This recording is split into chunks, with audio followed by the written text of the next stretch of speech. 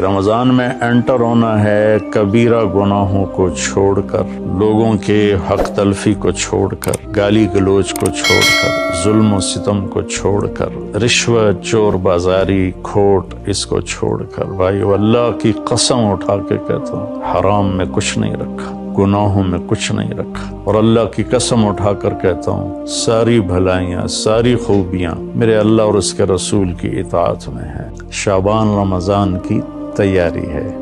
تو اس میں میرے بھائیو ہم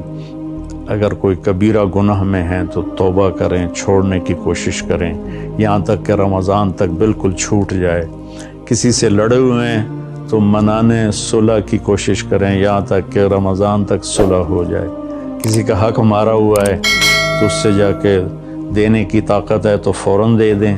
ورنہ معافی مانگ کے کہیں بھی میں آہستہ آہستہ